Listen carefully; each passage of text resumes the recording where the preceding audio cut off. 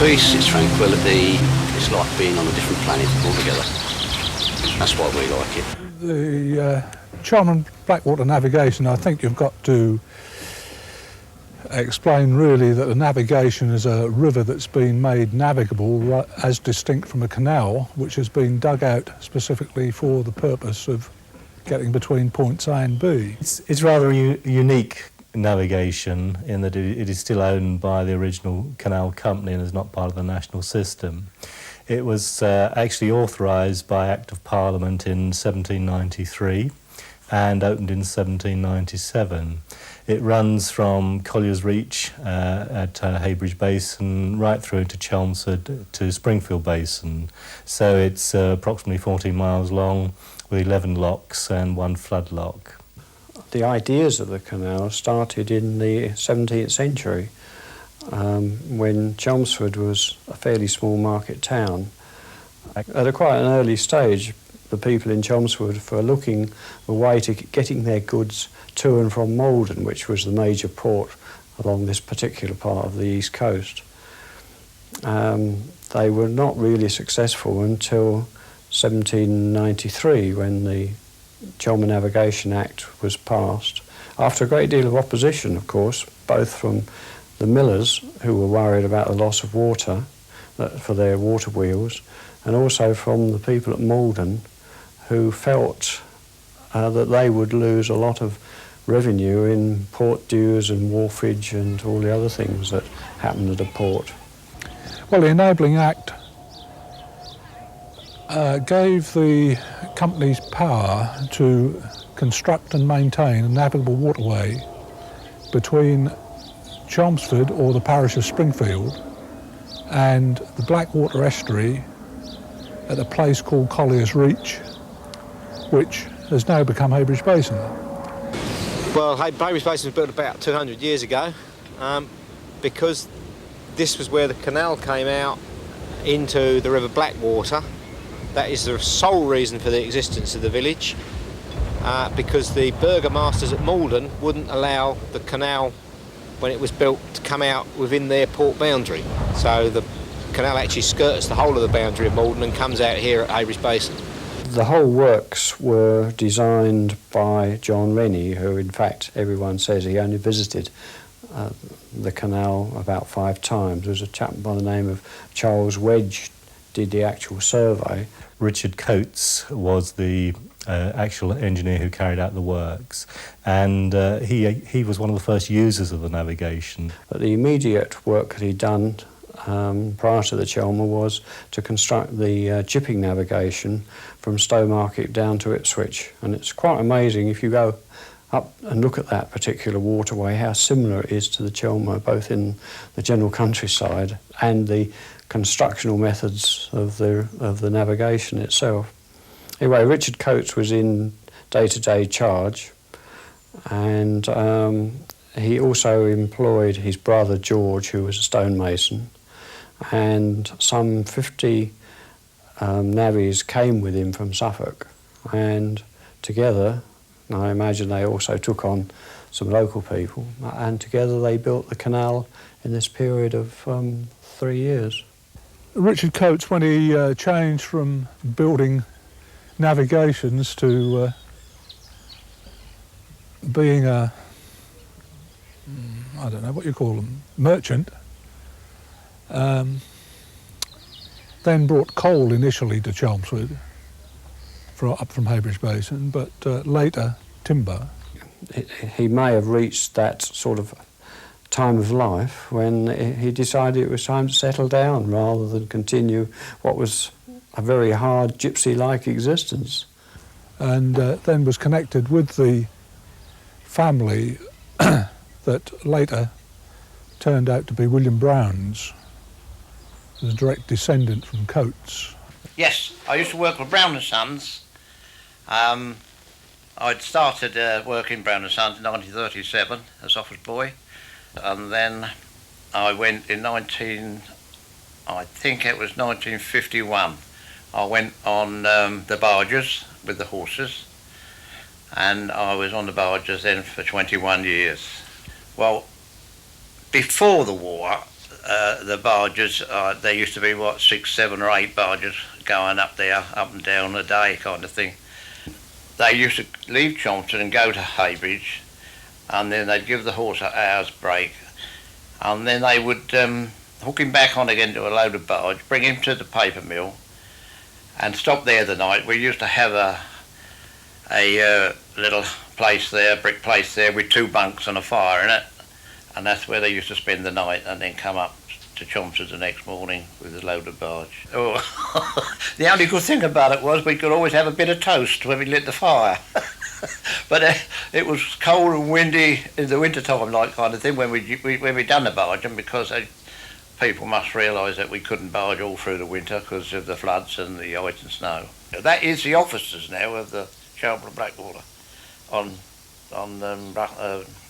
Little Paper Mill Lock. That's their officers. And another interesting part of it was that, especially in the summertime, as I say, we used to take that barge down from the basin down to the first lock, and then when I got down there, you'd see about 10 dozen, maybe more, children all waiting there for us, with their bags all packed, and they used to come with us all day. And they got the food and the drink. By the time we got to the 3rd or 4th lock, they drunk all that and they got nothing left for the rest of the day. And that's it. But anyhow, that was good company for us, and they really enjoyed it. That kept them out of trouble. And I still now, after all them years, see 1 or 2 of the people what used to come with us. Of course, they're married now and got children around. And of course, the children loved it. They really loved it. And I think, they used to appreciate it. Can we come on the barge tomorrow, Mr. Paul? Can we come on the barge tomorrow, Mr. Paul? Yeah, bring your grub. And they used to come. That's lovely. Really enjoyed it. And the wife used to come and all. I was lucky to have 2 daughters, and of course they used to come. And of course, when it was very hot, we used to get a tarpaulin sheet and make a little bit of shade for them. And we also used to carry a little primus with us. And the wife would bring a bit of egg and bacon, and we'd go to the fields and pick a few mushrooms and have a try out on our way down. We used to have a lot of fun. He told you about the children coming down, and my girls, they used to love it, and used to go off in the morning, spotlessly clean, come home in the afternoon, and they were absolutely filthy dirty. We were sorry, ever so sorry, when it came to losing the horses, because they were good company, and it kept us fit, really, because we used to, what the system was that you walked 1 lock with the horse and then rode on the barge the next lock, and vice versa, all the way down like that. And that used to keep us fit. This one here, he was a beautiful horse. This one, the Chelmsford Duke, or Springfield Duke, as some people called him, and he had a habit of running away, because you can see the size of him. He's 17 hands high, and if the swans used to be on the canal, they'd see us coming, and then they'd start to swim along, and then they'd wait. They'd wait until the barge got right on top of them, and they'd decide to fly off. Well, you've heard of one swan's wings going away, where there's 2. He used to go. He used to break his whipple tree. He used to break his rope, and then that used to take us about an hour or more to catch him.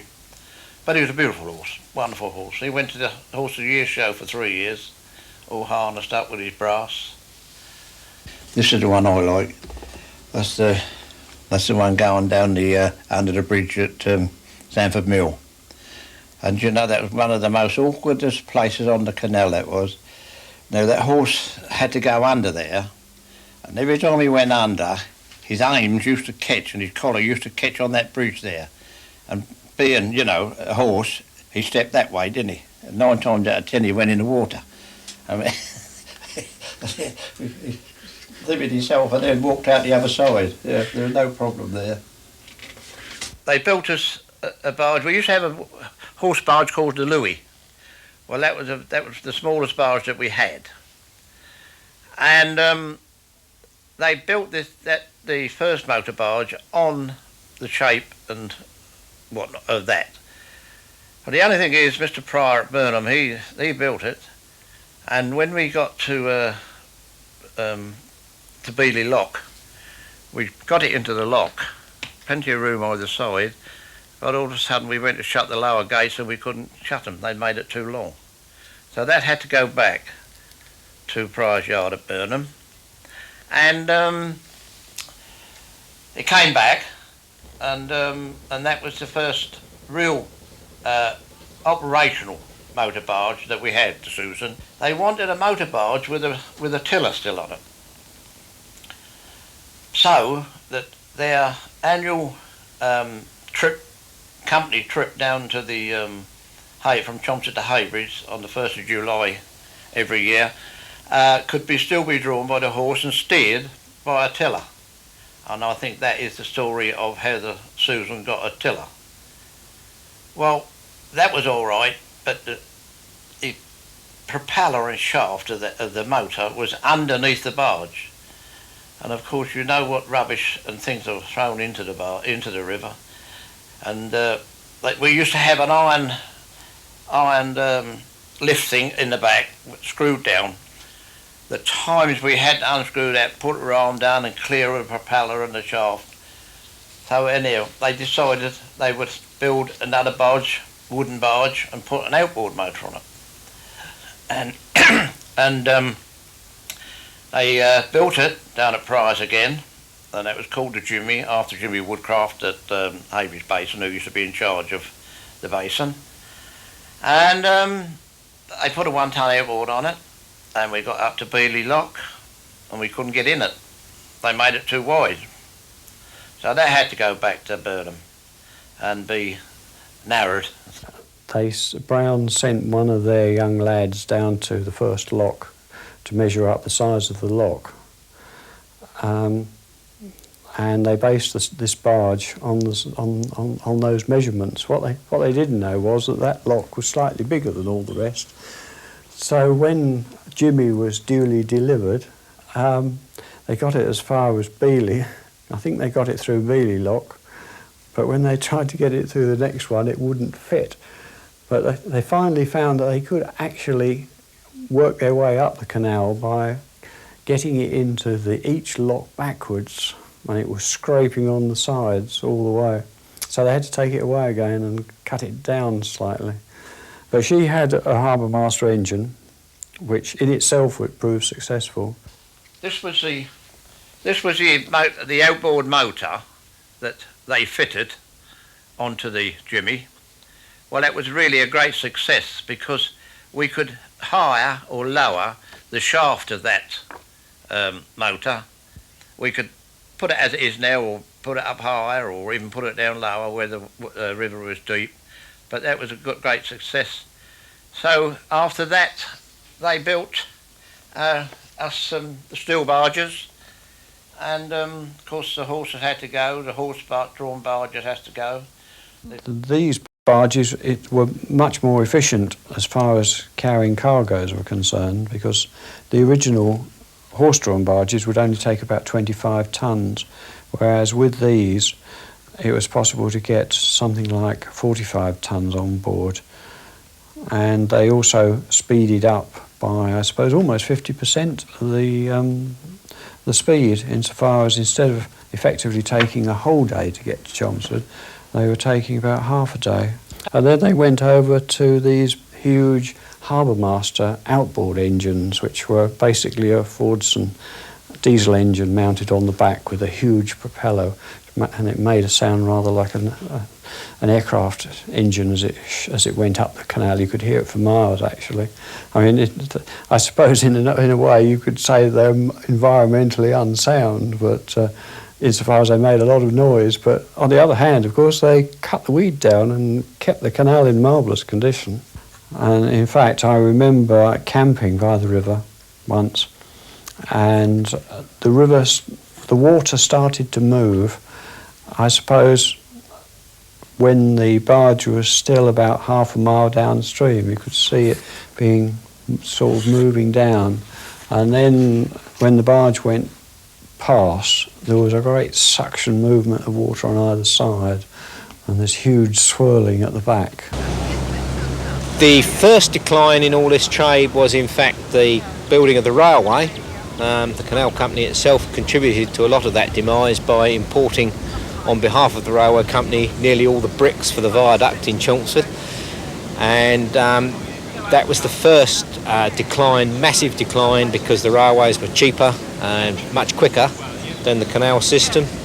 The second decline really came in the 70s with containerisation of cargo, and cargo being packed in specific size chunks which the craft that came into the basin here couldn't actually cope with. We couldn't get under the bridges with the packs on the barges, and they decided then that that was that. The barges would have to go. The very last one was called Julie. The other ones, when Brown ceased using the navigation, the others were sold to a company that were engaged in constructing the Thames Barrier. And the navigation company bought Julie, which they still have. I do really miss them. I really miss that that job. It was a lovely life it was.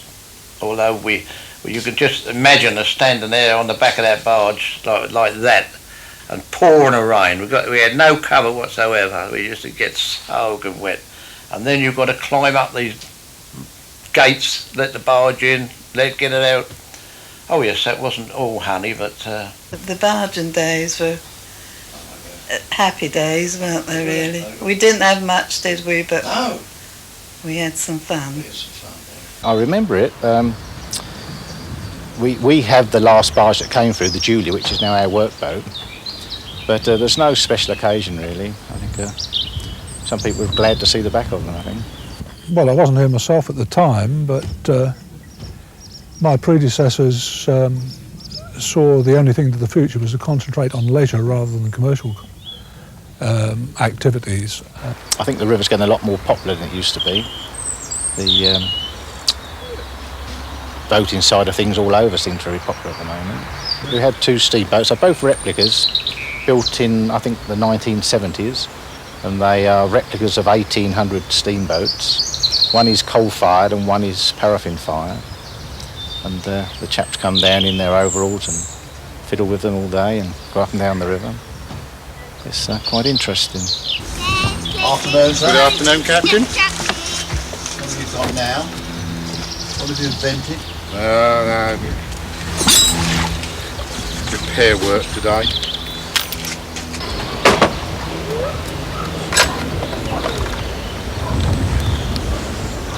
We have a lot of fun out of it, and a lot of hours out of it.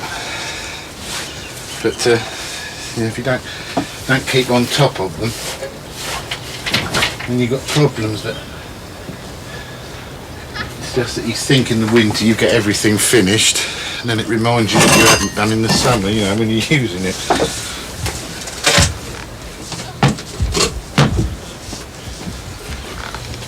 We meet a lot of walkers here, mainly doing the 13-mile run from Haybridge to Chelmsford, and this is a nice central area to stop and have a picnic. We've got a nice seat over here, which is one of the fishing bailiffs died, and his wife put up the money for the seat in memory of him, so they make that a centre point for their picnics. But we have a lot of hikers along here, a lot of scouts. We have a big area here for camping, so we let the scouts camp if they want to. We have girl guys doing Duke of Edinburgh awards, and they camp here for the night. Activities, canoeing, fishing, and as you can see, sailing, yachting at this end of the canal, and further up the canal a large number of inland waterways craft that just operate on the canal. Most of the boats here go out to sea. The biggest one here at the moment is 95 foot, drawing about 14 foot of water, so it's quite a big boat for quite a small lock. Well, the most amusing thing that happens is that people that aren't used to the lock come into the lock in small boats. The lock's 26 foot wide, so anything under 26 foot can in fact turn round in the lock. It's quite amusing to see a boat come into the lock, turn round and have to go out the other end backwards because the boats that are coming in behind are so close there isn't time for him to readjust. We've had a couple go out backwards. And the other amusing time was we had a very big boat in here, it's 128 feet long, and we couldn't actually turn it round, so that had to go out backwards as well. We try and operate the lock every daylight tide. We have a phenomenal shortage of water in this part of the country, as everybody probably knows, Last week we did shut down for 3 days because of the shortage of water, but we certainly operate every weekend, and we try and operate every daylight tide if possible. Well, as far as the actual use of the locks, I suppose with the 4 hire boats, if you count the number of times individual locks are used, the 4 hire boats use the locks more than any other users on the canal. Certainly more than the Victoria does. Sometimes when they arrive, I mean, you just wonder how they're actually going to get on their holiday. Although you've instructed them, they stand there, especially at Sanford Lock, where you've got the lock and then you've got the bridge and you've got the different level, and they sort of stand there and they say, how are we going to get the boat under the bridge? I thought, well, they obviously haven't listened to what you've actually said to them. But we do provide a drawing, a line drawing on exactly how a lock works. So after we've seen them through the first one, they've always got some reference to go back to should they miss out on something we've actually told them. I mean, everything's in the guidebook that we provide to show them how to operate the locks and the boat should they have, forgotten anything we've told them. Just recently, last year we had an incident where there was 2 people from New Zealand. One party had arrived. We thought, it's nice to get visitors from abroad. And when the next party arrived, because it was actually booked through travel agents, so we weren't sure where they actually came from, it turned out that the people that were vacating the boat and the people that were getting on the boat both parties were from New Zealand. And just recently, the last week or so, we've had a party from New Zealand, and they are representatives from Blake's Holidays, and they'd actually come over and they navigate on different canals, and they chose our one this time, and they were quite impressed. Oh, we've met some interesting people. So far we've had them from California, New Zealand, America, Sweden. We get Christmas cards from all over the world now, and I think my dog is well photographed all over the world. She's well known now in all the different countries. This area here is where we have the hire boats and people on holiday. We've had people fall in here, mainly on the hire boats are a still craft and very slippery in the wet, and they tend to come into the moorings, jump from their boat to the side or from the side to the boat onto the wet steel and slide in, and we've had 1 or 2 fall in just here. And we usually take the wet clothes from them. At the time they get to Haybridge Base, we've had them all ironed and cleaned and ready for them in the pub. So, got a dry cleaning service. I have been told, I have the pleasure of being, I have been told off by various officials of the canal company from time to time, but I do have an illegal windlass at the moment. It fits the equipment quite well, and it was made by the Inland Waterways Association originally for their very first rally, which I decided to retain when the rally was finished. It wasn't a case of losing them, people just wouldn't bring them back, even with £30 deposit on, wouldn't bring them back. So we put it up to 60. They cost about 30 to be made. That's the new ones with the revolving handle on the handle bit, and deluxe version. Well, we do have the incidences where people do drop them in the water, and then we have to provide them with our spare one so as they can actually continue their journey. But we try to get back and actually retrieve them if we can. And on this particular occasion, the river had frozen over, so we had to break the ice before we could even start looking for the magnet. We had to have two of the strong magnets to fish for it, and it took getting on for an hour to try and locate this magnet, this windlass with the magnets, and we eventually did find it, but it took the 2 magnets to actually pull it up out of the water. Apparently one of the ladies that was on Little Stint was told to hold the windlass on the spindle by one of the other male members of the party, and she didn't realise there was actually weight on it. So when she got hold of it, of course, it just got thrown out of her hand, and it came round and hit her on the wrist, and she got annoyed with it, took it off and threw it in the water. She said, yes, well, we're willing to pay for it, of course, you'll have to charge us for that. And I said, yes, well, it's £60, please. It's not the value of the thing, that's the inconvenience of trying to get them made at short notice. You don't know you've run out, more or less, until somebody else comes in and wants one. I think, including these gates here, we want There's about 48 handle shafts that needed to be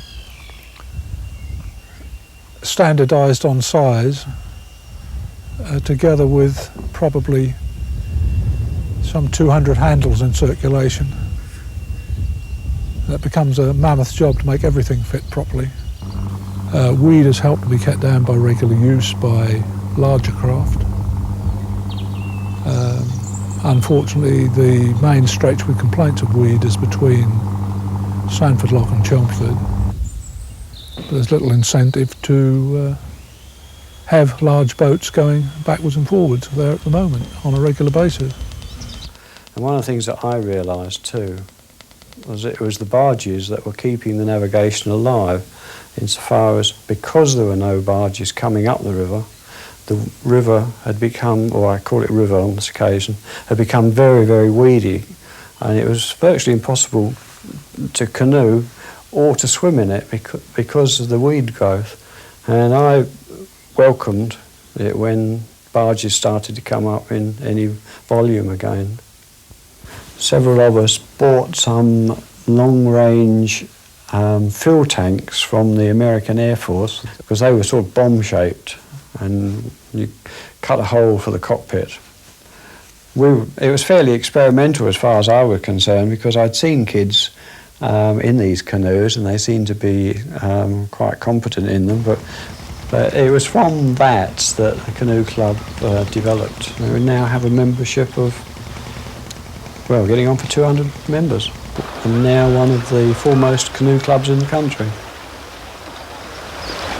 Only the other week we had 75 canoes taking part in a race from just below the King's Head Meadows sluice down to Little Baddow and back again. And we had people from all over the eastern region of England taking part in that event.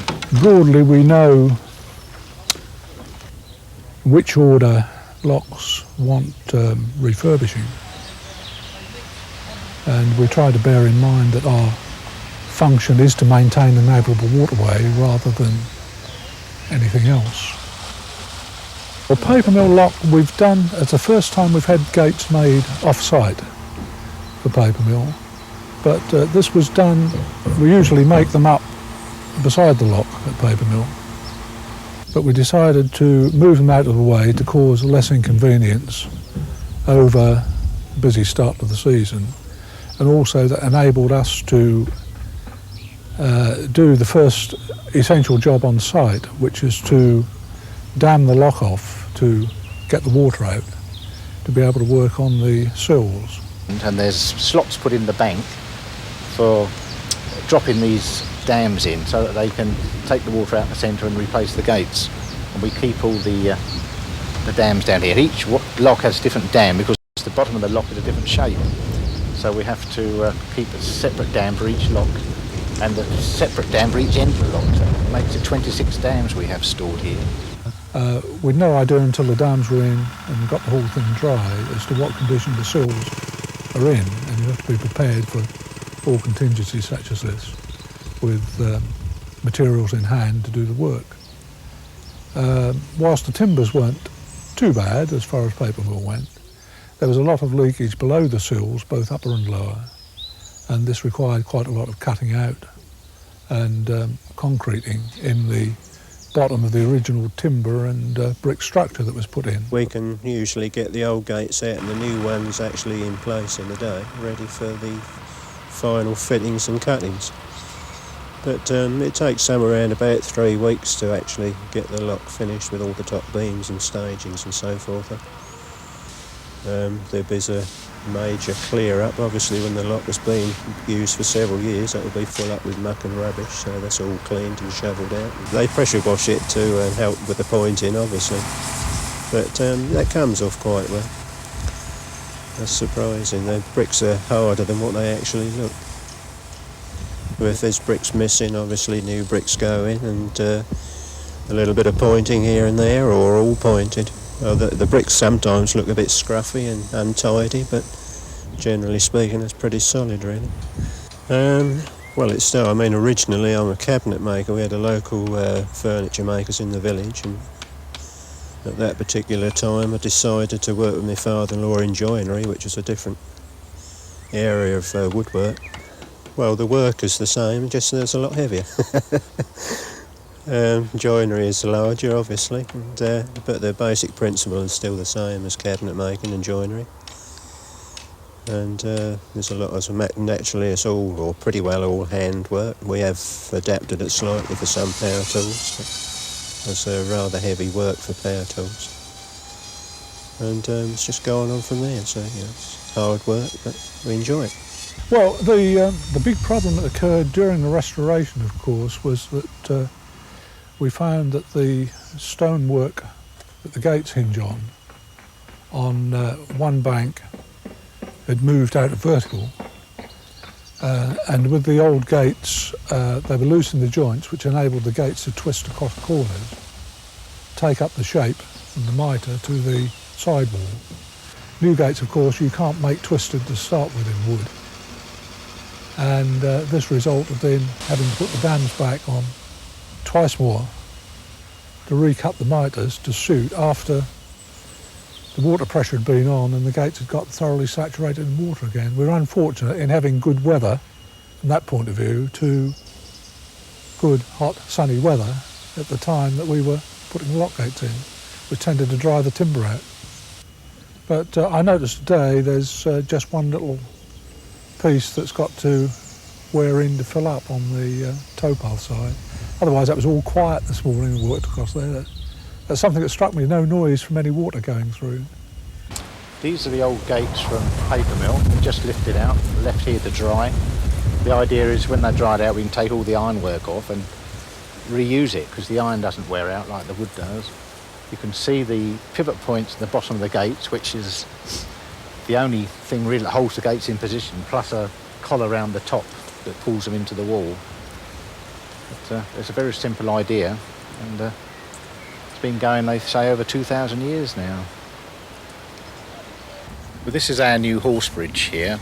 It was built in September 96. It's all built of oak and steel in the old traditional way.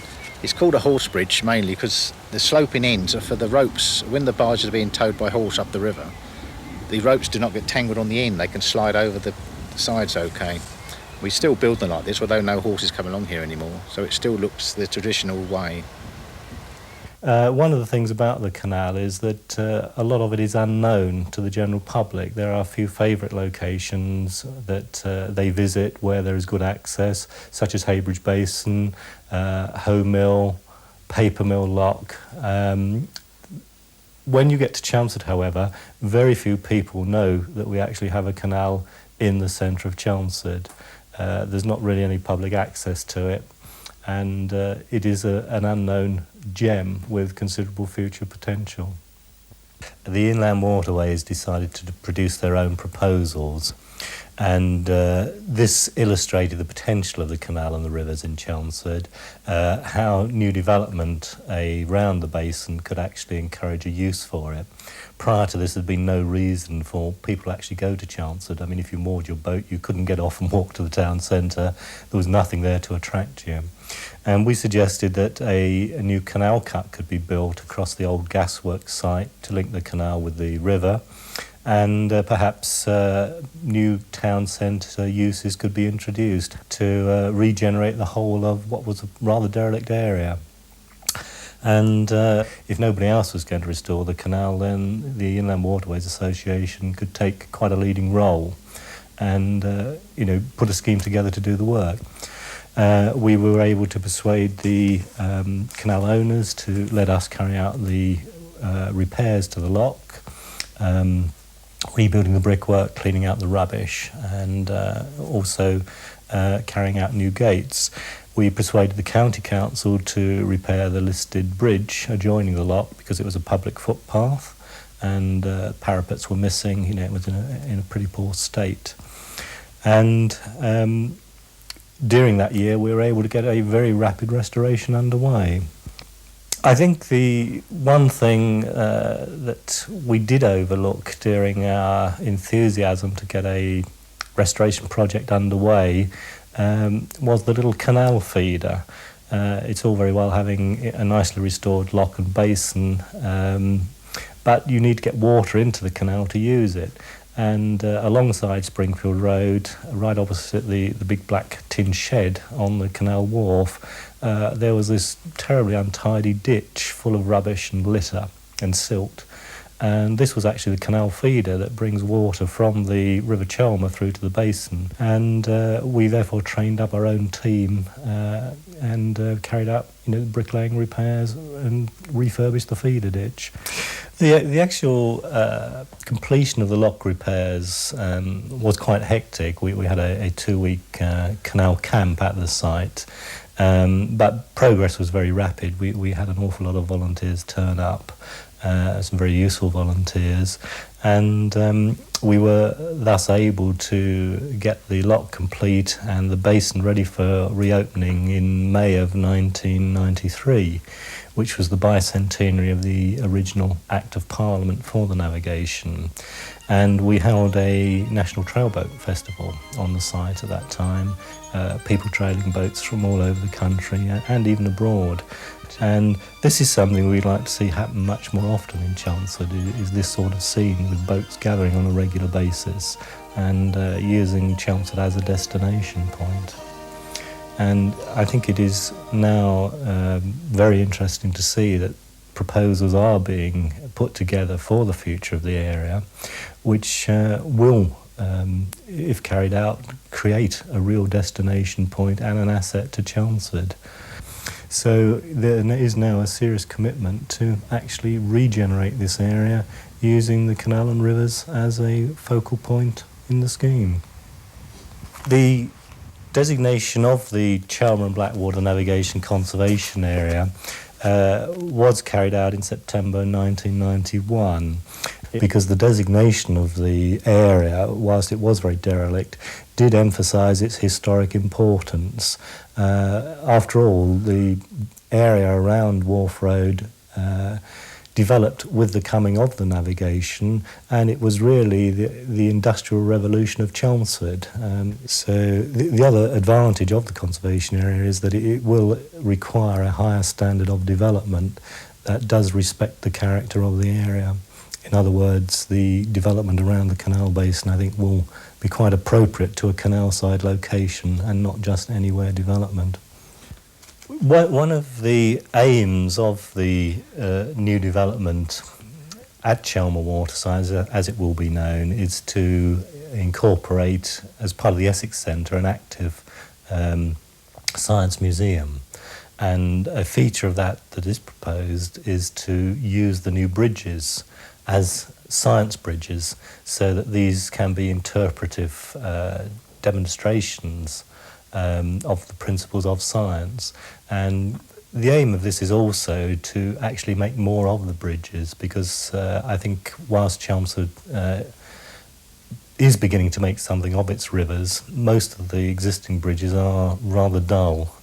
The drawings that were produced for the lottery bids did illustrate some principles, and one of these showed a water wheel bridge with the pedestrians actually walking through a large new water wheel. I find it difficult to see how the Chelmsford end will be developed in practice. I say in practice rather than in theory. I can understand the theory.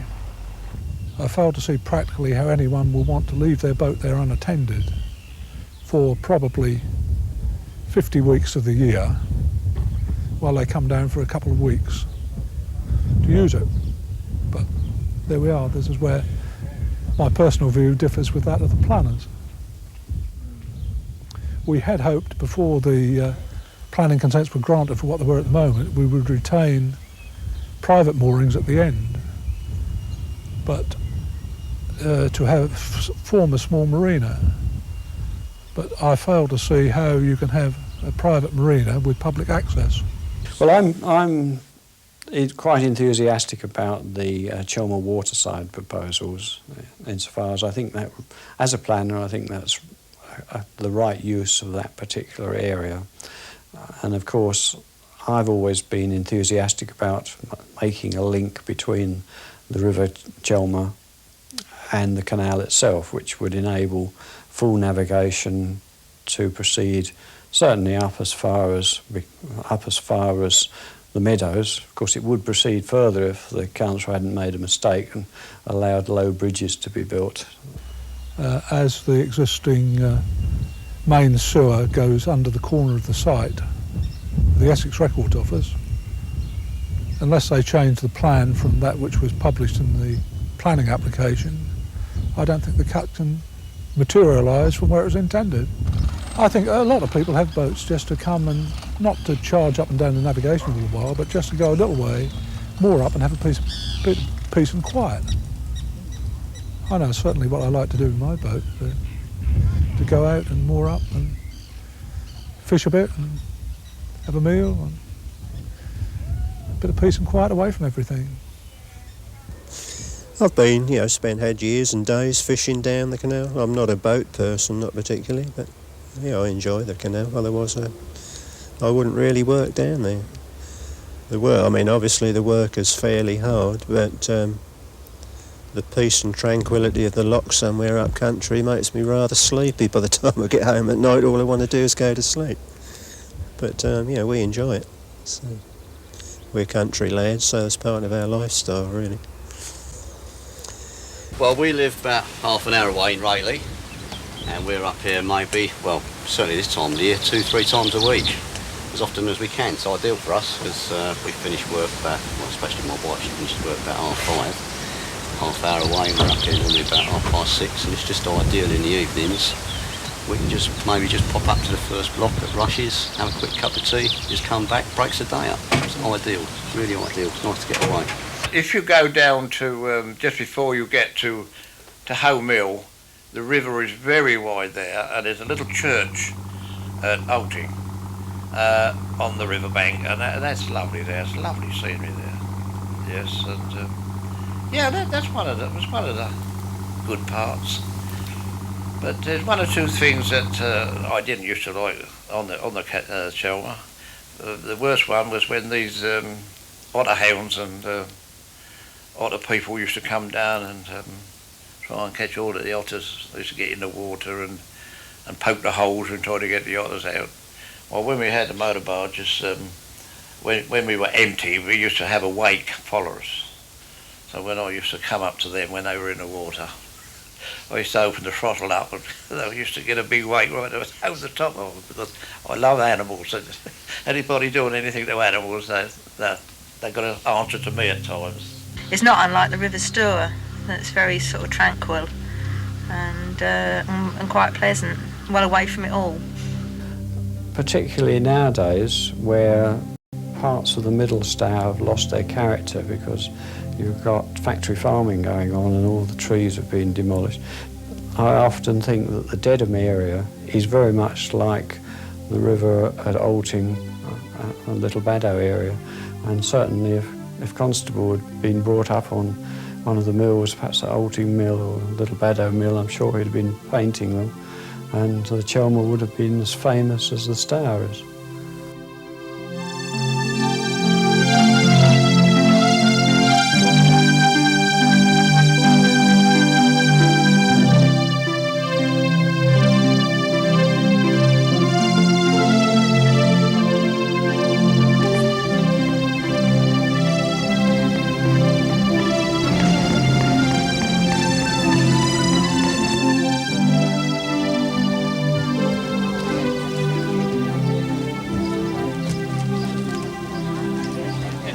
I'd like you to welcome, please, His Worshipful the Mayor.